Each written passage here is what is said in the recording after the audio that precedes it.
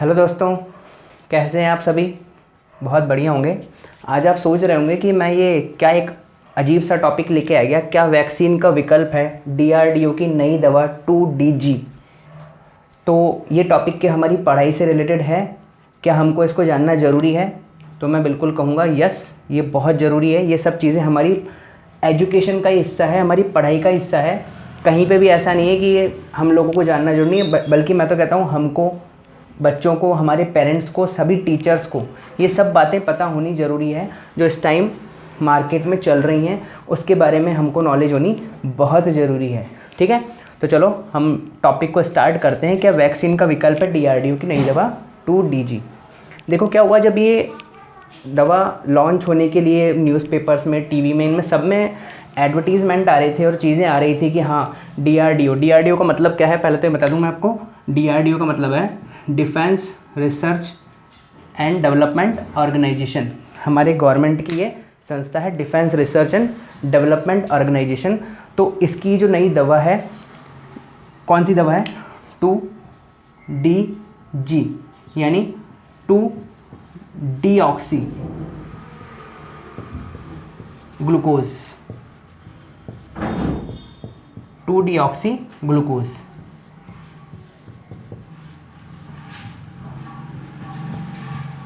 ठीक है, ये हमारी नई दवा है जिसको घोल के और पी जाना है। तो जब ये इसके बारे में आना शुरू हुआ तो मुझे भी लगा कि अब हमारे को हो सकता है वैक्सीन की रिक्वायरमेंट नहीं हो, ये दवा हम लेंगे और हम कोरोना से बच जाएंगे। तो ऐसा बहुत सारे लोगों के मन में सवाल आया होगा, विचार आया होगा कि हाँ चलो अभी हम ऐसा कर सकते हैं। और कुछ लोग तो ऐसे थे जिनको मैंने देखा कि हाँ यार ये डीऑक्सी ग्लूकोज एक दवा आ गई है, तो बोले दवा तो बाद में आएगी, हम क्यों ना ग्लूकोज लेना ही स्टार्ट कर दें अगर यही बीमारी का इलाज है। तो हम लोग अपने मन से ही, जब हम चीज़ों को जानते भी नहीं हैं और अपने मन से ही कई विचार बनाने लग जाते हैं, और ये मार्केट में ग्लूकोज भी बिकने लग गया उसको देखते हुए कि हाँ सब लोगों ने सोचा कि यार ग्लूकोज 2-डीऑक्सी ग्लूकोज है तो यानी ग्लूकोज कोरोना को मार रहा होगा, तो इस दवाई को लेना स्टार्ट करने से अच्छा है कि हम लोग उससे पहले ही ग्लूकोज लेना स्टार्ट कर दें। तो ये हमारी जो जानकारी में हम लोगों को कमी है, ये सब चीज़ें ही हम लोगों को नुकसान देती है। अगर हम लोग अच्छे से जानकारी चीज़ों की रखें तो हो सकता है कि हम लोग चीज़ों को, ये जो कोरोना वायरस और ये बीमारी इस तरीके की फैल रही है, इससे हम डरें और घबराएं नहीं, बल्कि लड़ने के लिए तैयार रहें और कैसे सभी लोगों को साथ में रखते हुए, सारे प्रोटोकॉल्स को पालन करते हुए हम इस बीमारी को कैसे हरा सकते हैं, इन चीज़ों पर हम काम करते डरने और घबराने की जगह। तो चलो हम इस बात से समझते हैं। इस बात को समझने के लिए पहले हमको कुछ बेसिक बातें समझनी पड़ेंगी और फिर हम इस पर आएंगे। ठीक है, बेसिक बातें क्या है कि भाई पहले तो हमको पता हो कि वैक्सीन क्या काम कर रही है हमारी बॉडी में, और ये दवा क्या काम करेगी, क्या काम कर रही है। उससे पहले ये पता चले कि हमारी बॉडी को इन चीज़ों की रिक्वायरमेंट ही क्यों है, क्या ज़रूरत पड़ी है इसकी या इसकी, तब हमको सारी बातें ईजिली समझ में आएगी। तो चलो हमारा टॉपिक स्टार्ट करते हैं। तो टॉपिक स्टार्ट करने से पहले हम लोग ये बात समझें, हमारा टॉपिक शुरू होता है किससे? एक कोरोना वायरस से। किससे? एक वायरस से, कि वायरस है जिसके कारण हमको ये सब बातें समझनी चाहिए और जाननी चाहिए कि वायरस क्या बॉडी में कैसे काम कर रहा है। उसके लिए हम वैक्सीन ले रहे हैं कि 2-डीऑक्सी ग्लूकोज ले रहे हैं, ये चीज़ हम पहले समझें। तो देखो वायरस क्या होता है, पहले इस बात को समझें कि वायरस एक प्रकार का माइक्रो ऑर्गेनिज्म है। माइक्रो ऑर्गेनिज्म, माइक्रो ऑर्गेनिज्म का मतलब क्या होता है, थोड़ा मैं आप लोगों को हिंदी में भी समझाऊंगा जिससे और सभी लोगों को भी ये इजीली समझ में आ जाए। सूक्ष्म जीव। अब वायरस ही सिर्फ माइक्रो ऑर्गेनिज्म नहीं है, बैक्टीरिया, फंगी और ये सारे भी ऐसे होते हैं जो माइक्रो ऑर्गेनिज्म है। कुछ हमारी बॉडी के लिए बेनिफिशियल होते हैं और कुछ हमारी बॉडी को नुकसान पहुंचाते हैं। तो ये क्या होता है कि जब ये माइक्रो ऑर्गेनिज्म हमारी बॉडी में चले गए तो हमारी बॉडी का कुछ एक इम्यून सिस्टम भी होता है हमारे पास में। क्या होता है हमारा इम्यून सिस्टम? इम्यून सिस्टम जिसको हम कहते हैं हमारी प्रतिरक्षा प्रणाली। क्या कहते हैं? प्रतिरक्षा प्रणाली। तो हमारी प्रतिरक्षा प्रणाली क्या करती है? सबसे पहले इस वायरस पे अटैक करती है। अब अगर उस प्रतिरक्षा प्रणाली ने वायरस पे अटैक करके उसको ख़त्म कर दिया, हमारा इम्यून सिस्टम अगर अच्छा है तो वो उस पर अटैक करके उसको वहीं ख़त्म कर देगी और वो आगे नहीं बढ़ पाएगा। या अगर हम इन्फेक्टेड होते भी हैं तो भी क्या होता है, उसके बाद भी हमारा इम्यून सिस्टम, अलग अलग तरीके की इम्यून सिस्टम है। जैसे मान लो हमारे एक अपार्टमेंट में हम लोग रहते हैं, हमारी बॉडी एक अपार्टमेंट है, उसमें हम लोग रहते हैं। अपार्टमेंट के बाहर एक गार्ड खड़ा होता है, तो वो गार्ड जितने भी लोग हैं, आने जाने वाले जितने भी लोग हैं, उन सबको समान तरीके से सबका नाम पूछेगा, नंबर लिखवाएगा, कॉन्टैक्ट नंबर लिखेगा, एड्रेस लिखवाएगा, कहाँ से आए हो, किससे मिलने जा रहे हो, सभी से समान तरीके की बातें करेगा। तो इम्यून सिस्टम में हमारे पास में होता है IgG, ये एक इम्यूनिटी है हमारी, जो हमारी WBC में पाई जाती है हमारी बॉडी में। हमको पता है, देखो RBC, WBC और प्लेटलेट्स होती हैं। इन सब चीज़ों को इस तरीके से मैं आपको समझा रहा हूँ कि आपको आपकी पढ़ाई भी समझ में आए, जो आपकी बुक्स के अंदर है, साइंस के अंदर। और ये जो टॉपिक, जो सब कुछ सब्जेक्ट टॉपिक अभी चल रहा है, जो मार्केट में नया कंटेंट है, इससे भी आप जानकारी आपको मिल जाए और आप इजीली उसको समझ पाएँ। तो सबसे पहले एक घर के बाहर बैठा एक गार्ड है G, IgG। ये हमारा इम्यून सिस्टम जितने भी है उसको इम्यूनोग्लोबिन बोलते हैं, तो उसको I बेस में G से डिनोट करते हैं। और ये सबसे पहला बैठा हुआ है गार्ड, यानी हमारी बॉडी में जितने भी अंदर जाने के सिस्टम हैं, एंटीजन को, एंटीजन मतलब बाहरी जो भी व्यक्ति है, उसको अंदर जाने के जितने भी रास्ते हैं, उन सब रास्तों पे कौन बैठा हुआ है, IgG गार्ड बैठा हुआ है। ठीक है, इसके बाद अब ये गार्ड ने तो अपने सवाल जवाब पूछ लिए, सभी से पूछेगा, जितने भी एंटीजन आएंगे, हमारे चारों तरफ करोड़ों बैक्टीरिया हमेशा मौजूद होते हैं और हमारी बॉडी हमेशा उनसे लड़ती रहती है। तो जितने हमारी इम्यून सिस्टम अच्छा होगा, हम उतने स्वस्थ रहेंगे। और अगर इम्यून सिस्टम में कोई गड़बड़ी हो गई, कोई कमी हो गई, तो हम बीमार होते हैं। ठीक है, तो सबसे पहले गार्ड ने अपना काम कर दिया। अब अगर ये गार्ड ने अपना काम कर दिया, उसके बाद वो अंदर चला गया, उसने अपनी सारी चीज़ें बता दी। गार्ड जिसको रोक सकता है उसको रोक लेगा, जिसको नहीं रोक पाता तो वो क्या करता है कि जो हमारे बॉडी से बाहर जो एंटीजन है, वायरस को हम क्या कह रहे हैं, एंटीजन, एंटीजन बाहरी व्यक्ति, एंटी है जो हमारी बॉडी के, एंटीजन। तो ये क्या करता है, अंदर जाके और हमारी बीटा सेल्स होती हैं बॉडी में, उनसे रिएक्ट होता है। क्यों रिएक्ट होगा, क्योंकि ये जो वायरस होते हैं, ये मैंने बताया कि एक प्रकार के माइक्रो ऑर्गेनिज्म है, इनका बॉडी से बाहर किसी भी तरीके से ये जीवित नहीं है, डेड होते हैं, ये डेड होते हैं बॉडी से बाहर। लेकिन जैसे ही हमारी बॉडी में या किसी जानवर की बॉडी में या किसी प्लांट की बॉडी में, देखो सब जगह पे वायरस होते हैं, हमारी बॉडी के लिए अलग वायरस हैं, प्लांट की बॉडी के भी वायरस हैं, और एनिमल्स के जो दूसरे होते हैं जानवरों के, उनकी बॉडी के लिए भी उनके अलग वायरस होते हैं। तो ये जो माइक्रो ऑर्गेनिज्म है, ये बॉडी से बाहर बिल्कुल डेड हैं, कंकर पत्थर की तरह पड़े हुए हैं, कुछ भी काम नहीं करते। लेकिन जैसे ये हवा में तैरते हुए या किसी भी कारण से हमारी बॉडी में चले गए, तो वहाँ पर जाके क्या होते हैं कि अपनी सेल का डिवीज़न करना और ख़ुद को बढ़ाना, रिप्रोडक्शन करना शुरू कर देते हैं। तो वहाँ पर क्या हुआ कि ये माइक्रो ऑर्गेनिज्म हमारी बॉडी में गया, IgG जो एंटी इम्यून सिस्टम का हमारा सबसे पहला गार्ड है, उसने इसको चेक करा, उसने इसको चेक करके इससे सारी डिटेल ले ली। अब इसको लगा कि हाँ ये ठीक है, कोई ये इसको धोखा दे गया, इसको इसने चीट कर लिया, किसी भी तरीके से अंदर पहुंच गया कि हाँ उससे मिलना है, उससे मिलना है, वो उसको समझ नहीं पाया। तो अब ये जब माइक्रो ऑर्गेनिज्म एंटीजन हमारी बॉडी में पहुंचा, वायरस जो है ना, ये एंटीजन की तरह हमारी बॉडी में काम कर रहा है। ये हमारी बॉडी में जैसे ही पहुंचा, वहाँ पे पहुंच के इसने क्या करा, अब कोई बाहर से आया है, अब उसको काम करने के लिए एनर्जी भी तो चाहिए, टूल्स भी तो चाहिए, इक्विपमेंट्स भी तो चाहिए, वरना वो अपना काम कैसे करेगा। ठीक है, तो वो बॉडी में आके बैठ गया। अब उसने क्या करा, इस एंटीजन ने रिएक्ट करा किसके साथ, हमारी बीटा सेल्स के साथ, बीटा सेल्स के साथ, बीटा सेल्स के साथ रिएक्ट हुआ और उसने इन बीटा सेल्स को क्या करा, इन्फेक्टेड कर दिया। अब ये बीटा सेल्स इन्फेक्टेड सेल्स है, एक तरीके के प्रोटीन को बनाती है हमारी बॉडी में। तो ये क्या हुआ कि ये जो बीटा सेल्स हैं, इनको अब हमारी बॉडी ने देखा ये कुछ अलग तरीके की सेल्स हो गई, जो नॉर्मल सेल थी उससे कुछ अलग हुई। तो अब दूसरी टाइप का गार्ड जो था हमारी बॉडी का, उसका नाम होता है IgM। ये हमारी बॉडी का दूसरे टाइप का गार्ड है।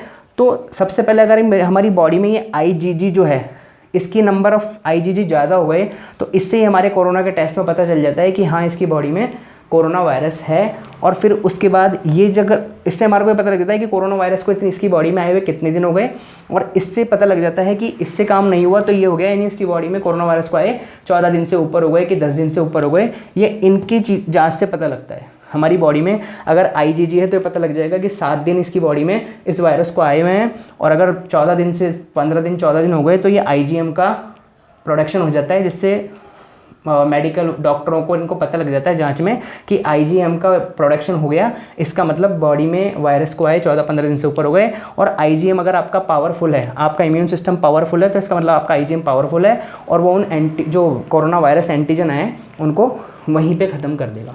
यहाँ तक की बात आपको समझ में आई? चलो, इसने क्या करा, आके और हमारी बीटा सेल्स को इन्फेक्टेड किया, आईजीएम आया, उसने इसको किल किया, तो हमारी इम्यून सिस्टम अच्छा है, सब कुछ काम हो गया।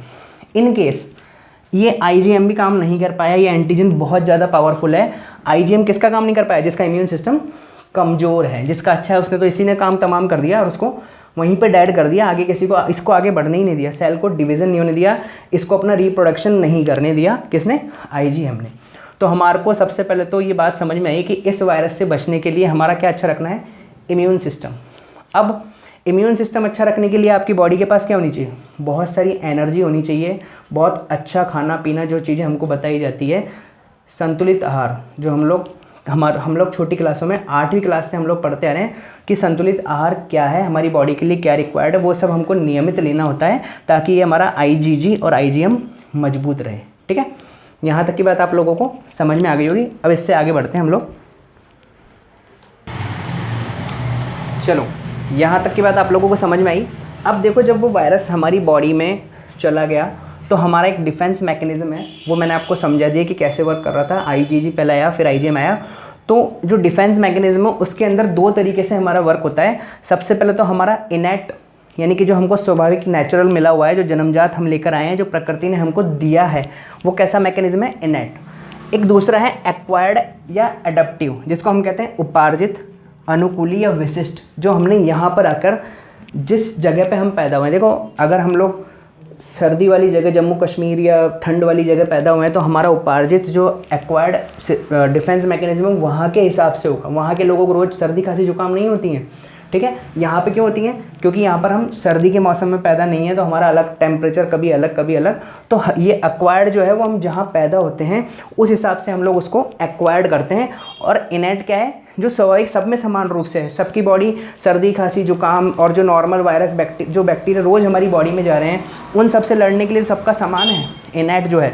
और बाकी एक्वायर्ड वो है जो हम जहाँ पे हमने जन्म लिया है, जिस जगह पे हम पैदा हुए हैं, उस जगह के हिसाब से हम एडप्टिव हो गए, अनुकूली हो गए उस जगह की। तो वो वाला सिस्टम कौन सा है? डिफेंस मैकेनिज्म एक्वायर्ड या एडप्टिव। यहाँ तक की बात आपको क्लियर हुई? तो ये जो इनेट है ये तो हम वही है जो सबके लिए इक्वल रूप से इक्वल फॉर्म में काम करता है, सभी बीमारियों से लड़ने के लिए काम करेगा। लेकिन अब कुछ विशिष्ट बीमारी, ऐसा तो नहीं है ना कि पोलियो का वायरस जैसे है मान लो, तो वह हर आदमी की बॉडी में ही जाएगा, ऐसा नहीं होता है, ठीक है। जो आदमी उस जगह पे, ऐसी जगह के संपर्क में आया जहाँ पे पोलियो है, तो उसको पोलियो होगा और उसकी बॉडी उसको एक्वायर करेगी और अडॉप्ट करेगी उसके वायरस को मारने का सिस्टम, ठीक है। तो यहाँ तक की बात आपको क्लियर। अब ये जो एक्वायर्ड या एडप्टिव है, अब ये क्या है? ये भी 2 तरीके का है। 2 तरीके का कैसे? कि एक तो होती है active immunity, active system, active immunity, एक एक्टिव सिस्टम है हमारा एक्वायर्ड, और दूसरा होता है पैसिव। दूसरी कैसी है? पैसिव। इसको इम्यूनिटी कह सकते हैं हम लोग, एक्टिव इम्यूनिटी, और ये हमारी पैसिव इम्यूनिटी। तो एक्टिव इम्यूनिटी तो क्या हुई कि जो हमने आईजीएम जो आया उसने क्या करा? खुद लड़ा और उसको ख़त्म कर दिया। वो हमने किसी पर्टिकुलर बीमारी के लिए लिए वो इम्यूनिटी, वो एक्टिव इम्यूनिटी। जैसे कोरोना वायरस की हम कह रहे हैं, वो हमारी बॉडी में आया, हर आदमी कोरोना वायरस के संपर्क में, ऐसा तो कोई ज़रूर नहीं है। कोई जो जैसे साधु महात्मा हिमालय पे रह रहे हैं, वहाँ तक तो कोरोना वायरस पहुँचा ही नहीं। कई लोग ऐसी जगह रह रहे हैं जहाँ कोरोना वायरस का कोई लेना देना नहीं है, तो उनकी बॉडी में ये एक्टिव इम्यूनिटी अभी जनरेट ही नहीं होगी। जो नॉर्मल बीमारियाँ उससे लड़ने के लिए तो आईजीजी काम कर रहा है, यहाँ पर एक्टिव इम्यूनिटी में कौन काम कर रहा है? आईजीएम। समझ में आ गया? तो ये एक्टिव इम्यूनिटी का मतलब क्या हुआ? देखो, आईजीएम जो हमारी बॉडी ने किसी पर्टिकुलर बीमारी के लिए बनाई है, और यहाँ पर कौन सी इम्यूनिटी काम कर रही है? आईजीजी, गार्ड जो है वो सबके लिए इक्वल फॉर्म में काम कर रहा है। ये एक्टिव इम्यूनिटी हमारी बॉडी दे रही है। अब बात आती है पैसिव इम्यूनिटी की, कि पैसिव इम्यूनिटी क्या चीज़ है? ये पैसिव इम्यूनिटी वही है जो वैक्सीन हमको लगाई जा रही है। जैसे पोलियो के लिए हमको वैक्सीन लगाई गई है, पोलियो की वैक्सीन हम सब लोगों ने ली है, और पहले जो भी बीमारियाँ रही है, खसरा, हैजा, खसरा वसरा जो भी है, इन सब की वैक्सीन हम लोगों की बॉडी में, जो अभी भी बच्चे होते हैं उनको ये सारी दवाइयाँ वैक्सीन लगती है। तो वो हमारी बॉडी में, कि भाई हमारे एनवायरनमेंट में ये बीमारियाँ होती हैं नॉर्मल केस में, तो इसलिए वो पैसिव इम्यूनिटी जनरेट करने के लिए हमको वैक्सीन लगाई जा रही है। तो ये जो हम लोग वैक्सीन की बात कर रहे हैं, ये वैक्सीन हमको क्या दे रही है? Passive immunity. कौन सी वैक्सीन? कोरोना की वैक्सीन, कोरोना वैक्सीन जो है ना, वो भी क्या है, हमारी बॉडी में इंजेक्ट करके और हमारी बॉडी को क्या दी जा रही है, एक पैसिव इम्यूनिटी तैयार की जा रही है, ताकि पैसिव इम्यूनिटी वही हमारी बॉडी में अगर कोरोना वायरस एंटर हो गया और वो इसको ये तो रोक नहीं पाया और यहाँ पे पहुँच गया, ये हमारी वीक है, ये क्या है, वीक है, कौन सी, एक्टिव इम्यूनिटी। तो अब हमारे को पैसिव इम्यूनिटी दी जा रही है, जिससे हम कोरोना से लड़ने के लिए हमारी बॉडी डिफेंस कर ले, तैयार हो ले, और हमको पता भी नहीं चले कि हमने कब कोरोना से हमारी बॉडी में कब वो ख़त्म हो गया। तो ये बात आपको क्लियर होगी कि वैक्सीन क्या चीज़ है, बहुत अच्छे से। अब हम आगे की बात समझते हैं। अब हम बात करते हैं 2DG यानी 2-डीऑक्सी ग्लूकोज, जिसको बनाया किसने है, DRDO, defence research and development organisation ने, और एक दूसरा इंस्टीट्यूट है, institute of nuclear medicine and applied sciences, इसने इसको तैयार किया। DRDO की ही संस्था है ये, इसके अंडर में ही काम करती है, institute of nuclear medicine and applied sciences नाम से ये कंपनी है। अब इन्होंने क्या किया है कि 2-डीऑक्सी ग्लूकोज, अब सबसे पहले तो हम ये समझे कि हमको ये लेने की ज़रूरत है क्या है ग्लूकोज, क्या इससे हमारी बॉडी में कुछ काम होता है, तो पहले उस बात को समझते हैं। तो देखो क्या होता है कि कोई भी चीज़ है, जैसे हम आज एक गाड़ी भी चलाते हैं, बाइक भी चलाते हैं, तो बाइक में क्या होता है कि हम लोग उसको चलाने के लिए एनर्जी की रिक्वायरमेंट है, ऐसे ही हमारी बॉडी को चलाने के लिए भी किसकी रिक्वायरमेंट है, एनर्जी की। अब हम लोग क्या समझते हैं कि ग्लूकोज जो है वो क्या ग्लूकोन डी घोल के पी लेते हैं वही ग्लूकोज है, नहीं। ग्लूकोज का मतलब है हमारी बॉडी को एनर्जी देने वाला वो सिस्टम, वो चीज़ें जो हमारी बॉडी को एनर्जी देंगे, ठीक है। अब ग्लूकोज क्या होता है, कैसे होता है, तो इसके लिए हम सबसे पहले, हम सभी लोगों ने सबसे पढ़ा हुआ है कि संतुलित आहार क्या होता है, पढ़ा हुआ है हम सब लोगों ने। तो उसको हम समझते हैं कि जो हम लोग जो भी खाना खाते हैं, हमारा फूड में हमारे पास देखो क्या होता है, हमारे फूड में हमको मिलता है प्रोटीन, और क्या मिलता है, कार्बोहाइड्रेट, फैट, और क्या मिलते हैं, मिनरल्स, और क्या मिलते हैं, बहुत सारी चीज़ें, वाटर, ये सब लोग हम फूड में हमारे लेते हैं। तो इनमें से जो कार्बोहाइड्रेट है ना, ये हमारी बॉडी में जाके किस में बदलता है, ग्लूकोज में कन्वर्ट होता है। किस में कन्वर्ट होता है, बहुत सारे टाइप के ग्लूकोज होते हैं। ग्लूकोज एक टाइप की क्या है, शुगर है, एक तरीके की ग्लूकोज शुगर है, यानी कि कार्बोहाइड्रेट जितने भी हैं वो सारे हमारी बॉडी में जाके किस में कन्वर्ट होते हैं, ग्लूकोज में कन्वर्ट हो जाते हैं। अब ये जो ग्लूकोज है, ये ग्लूकोज जब ब्रेक डाउन होता है, ग्लूकोज को हमारी बॉडी के जो एंजाइम्स हैं वो ब्रेक डाउन करते हैं, तो एनर्जी रिलीज होती है। ये ग्लूकोज जब ब्रेक डाउन होता है तो क्या होती है, यहाँ से एनर्जी रिलीज होती है, ऊर्जा निकलती है, एनर्जी रिलीज होती है कुछ फॉर्म में। ग्लूकोज किस में कन्वर्ट होता है, पायरूवेट में। ग्लूकोज किस में कन्वर्ट होता है, पायरूवेट में, और कुछ एनर्जी निकलती है। और ये पायरूवेट जो फर्दर है, पायरूवेट फिर किसी अदर केमिकल में कन्वर्ट होता है, तो यहाँ पर स्मॉल अमाउंट निकलता है एनर्जी का, और यहाँ पे निकलता है एनर्जी का लार्ज अमाउंट। एनर्जी यहाँ पे क्या निकलता है, लार्ज अमाउंट। अब हमने समझा कि हमारी बॉडी में कोरोना वायरस जो है वो चला गया, इन्फेक्टेड कर दिया। अब वहाँ पे जाके उसको क्या होगा कि उसने बीटा सेल से रिएक्ट किया। हमने ये समझ लिया कि वो जाके क्या कर रहा है, बीटा सेल से रिएक्ट कर रहा है और उसको उसने इन्फेक्टेड कर लिया। अब हमारी बॉडी में जब भी कोई वायरस एंटर होता है, ये हमारी बीटा सेल्स थी, मान लो ये कोई वायरस थे, ये इस बॉडी में वायरस एंटर हो गए, तो अब जब ये सेल डिवीज़न हो गई है, एक सेल दो में, दो और दो 4 में, फिर 8 में, 16 में, से लाखों करोड़ों सेल्स वायरस की बन जाती है। तो जब सेल डिवीज़न होगा तो ये वायरस इन्फेक्टेड सेल्स ही बनाएगा। क्या बनाएगा, ये भी इन्फेक्टेड सेल्स बनाएंगे, और ये सेल फर्दर डिवाइड होंगी तो ये भी क्या बनाएंगी, इन्फेक्टेड सेल्स बनाएंगी। तो अब हमारी बॉडी में ये सारी सेल्स क्या हो गई, इन्फेक्टेड। लेकिन जब ये वायरस जो इसको इन्फेक्टेड करने आया था, ये हमारी बॉडी में आया, तो इसको क्या एनर्जी की रिक्वायरमेंट नहीं थी, बिल्कुल हर व्यक्ति को, हर चीज़ को, हर किसी को भी काम करने के लिए एनर्जी की रिक्वायरमेंट होगी। तो ये एनर्जी हमको किससे मिलती है, हमारी सेल्स को एनर्जी मिलती है ग्लूकोज से, तो इसको भी एनर्जी किससे मिलेगी, ग्लूकोज से ही मिलने वाली है। ठीक है, यहाँ तक की बात आप लोगों को समझ में आ गई। अब बताओ कि ये ग्लूकोज हमारी बॉडी को किसी भी रूप में, मतलब ग्लूकोज हमारी बॉडी को एनर्जी के लिए चाहिए ही चाहिए। तो अब हम सबसे पहले समझे कि ग्लूकोज क्या चीज़ है, कैसे काम कर रहा है और एनर्जी दे रहा है तो कैसे दे रहा है। तो देखो इस चीज़ को समझने के लिए एक बात और समझते हैं हम। ये हमारी पास में है ग्लूकोज,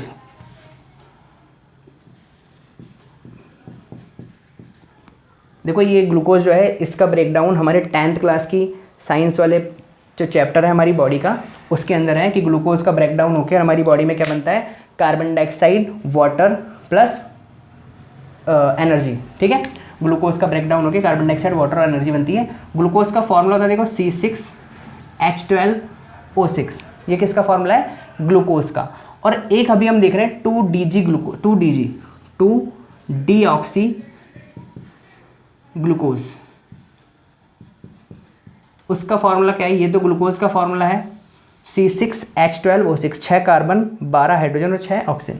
2D ग्लूकोज का क्या फॉर्मूला देखो, C6 है, H12 है, O कितने हैं 5। यानी जो हमारी बॉडी को चीट करके पहुंच गया था उसको हमने ये देने की जगह ये दे दिया, यानी हम भी उसको चीट करना चाह रहे हैं। इस तरीके से ये जो DRDO की वैक्सीन है कैसे लिए बनाई गई है, उसको चीट करने के लिए, जो चीटर हमारी बॉडी में चला गया उसको चीट करने के लिए काम करा गया है। अब चीट करा कैसे गया है देखो समझो, 2-डीऑक्सी ग्लूकोज का मतलब आपको समझ में आ गया कि डीऑक्सी, ऑक्सीजन को हटा देना, जैसे हमने देखा डिहाइड्रेशन, बॉडी में वाटर की कमी हो जाना, पानी की कमी हो जाना, डिहाइड्रेशन। ऐसे डीऑक्सी का मतलब ऑक्सीजन की उसमें कमी हो जाना, 6 ऑक्सीजन की जगह यहाँ क्या रह गई, 5 ऑक्सीजन रह गई। अब इसका काम क्या है, ये यहाँ पर हमारी बॉडी में जो मैंने देखा, अपन ने देखा था ग्लूकोज था, ये कन्वर्ट हो रहा था किसमें, पायरुवेट में, और क्या निकाल रहा था, एनर्जी।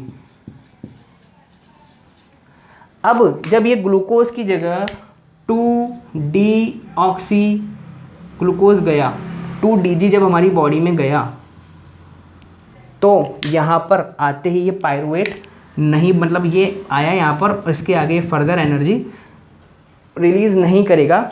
और अब मुझे बताओ, ये बात आप लोगों को समझ में आ गई कि यहाँ पर आकर एनर्जी रिलीज़ नहीं करेगा तो ये इसको एनर्जी नहीं मिलेगी, और वो जो वायरस था इसको यहाँ पर आने के बाद एनर्जी नहीं मिली तो सेल डिवीज़न नहीं होगा, सेल की ग्रोथ नहीं होगी, क्योंकि किसी भी सेल को ग्रो होने के लिए, डिवीज़न होने के लिए एनर्जी की रिक्वायरमेंट है। तब आप कहेंगे कि अपनी बॉडी में गया तो इसको क्या पता चला कि यही सेल्स हैं जो एनर्जी जिसको चाहिए, सेल्स तो सारी एनर्जी तो सारी सेल्स को चाहिए। तो क्या होता है कि जब कोई चीज़ इन्फेक्टेड हो गई, कोई सेल, अब ये आया है, इसको ग्रो करना है, इसको तो अपनी जो लोगों की संख्या बढ़ानी है, जो इन्फेक्टेड सेल है उसके नंबर्स बढ़ाने हैं, तो ज़्यादा मात्रा में ऑक्सीजन बॉडी को, इसको ऑक्सीजन की रिक्वायरमेंट होगी, और ऑक्सीजन की रिक्वायरमेंट होगी तो इस ज़्यादा ग्लूकोज की रिक्वायरमेंट इसको होगी, तो बॉडी में जो ज़्यादा मात्रा है ग्लूकोज की वो यही खींच लेगा।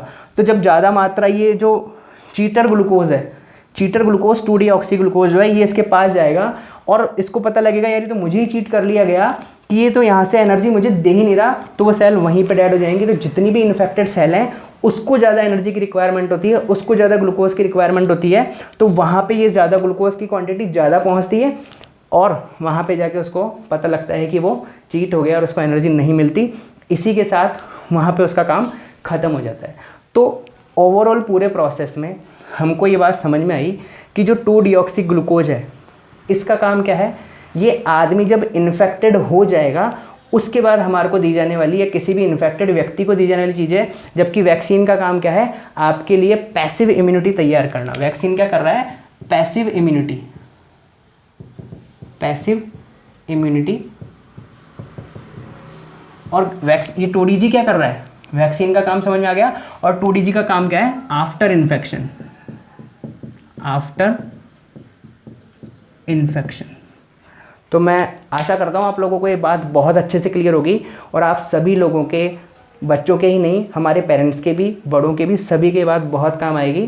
ठीक है, तो अगर आपको ये बात, वीडियो पसंद आया हो तो लाइक करें, शेयर करें, सब्सक्राइब करें, और लोगों से करवाएं ताकि आपको जानकारी ऐसी ही और भी मिलते रहे। अगर आप लोग चाहेंगे तो मैं ये जो वायरस, बैक्टीरिया, जितने भी माइक्रो ऑर्गेनिज्म होते हैं, इनके ऊपर एक वीडियो और बना के आपको ढंग से समझाऊंगा, ताकि भविष्य में आने वाली बीमारियां, ऐसा नहीं है कि बीमारी आई और ख़त्म हो गई, इसके बाद कोई बीमारी नहीं आएगी, क्योंकि ये तो हर 5 साल 10 साल में बीमारियां आती ही रहती हैं, और हमको उससे लड़ने के लिए, उसको समझने के लिए उसकी जानकारी होनी चाहिए, तब हम उससे लड़ पाएंगे।